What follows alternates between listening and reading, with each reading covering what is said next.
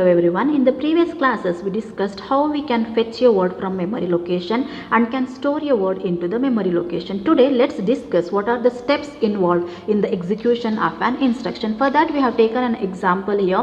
So this instruction is saying we have to add the contents of a memory location which is pointed by R3 with the contents of R1 and we have to store the result in R1. For the execution of this instruction, first we have to fetch the instruction, then we have to fetch the operand, then perform the addition and load the result into R1. So these are the steps we have said now. Execution of that instruction, we have written the control sequences. So by activating the different signals for every action we are going to take. So in the first step, we are causing a fetch instruction, that is a fetching operation we are doing. So here the contents of the PC are loaded into the MAR and we are sending a read request to the memory.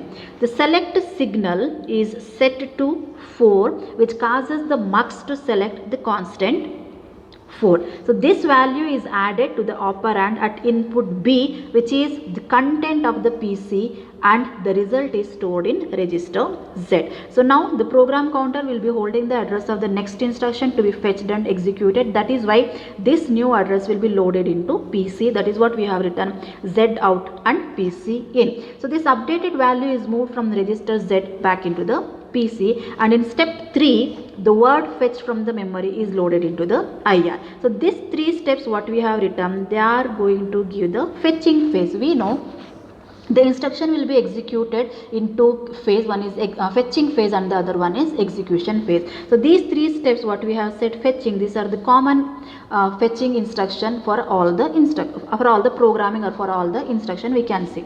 Next we have the step number 4.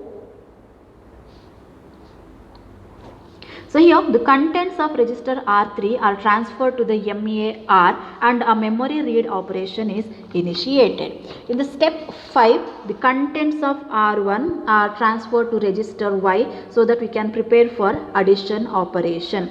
When the read operation is completed, the memory operand is available in the register MDR and the addition operation is performed.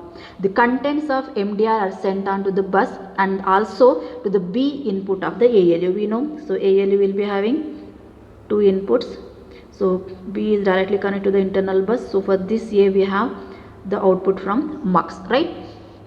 And here we'll be sending that input B input of the ALU, and register Y is selected as the second input to the ALU by saying select Y. Now whatever this will perform the addition and the sum is stored in register Z, and ultimately we want the result to be stored in R1. That is why it has been written Z out to R1, and end says this is the end of your execution.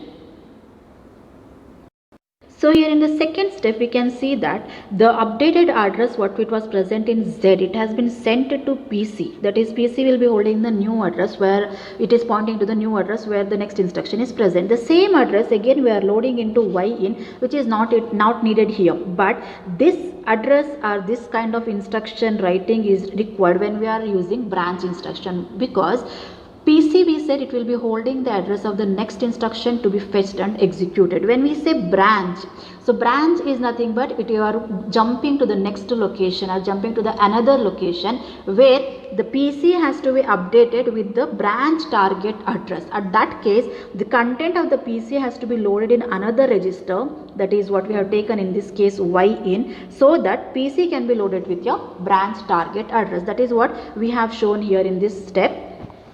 Once the PC is loaded with the new address, the same address it has been stored in Y in, so that if we are moving with any kind of branch, then PC will be uploaded with the new branch target address. So now the first 3 gives you fetching, and next steps it gets you the execution. So here you have taken the address where your data is present, right? That address has been stored in your MAR memory address register. You have activated the read operation. We have set select 4 so that we can go to the next location. Then we have found out the new address, and the new address has been stored in PC. And again, once the data has been taken, So that data has been added with the R1. So the data we know, so all this data will be stored in your MDR, nothing but memory data register. So we'll perform the operation and we will store back the result in the temporary register. So first we have taken the result to be stored in ZIN, and from Z to the final destination, and end says that this is the end of the operation. So when we go with the branch, so these are the set of instructions or the control sequence we have for the unconditional branch instruction.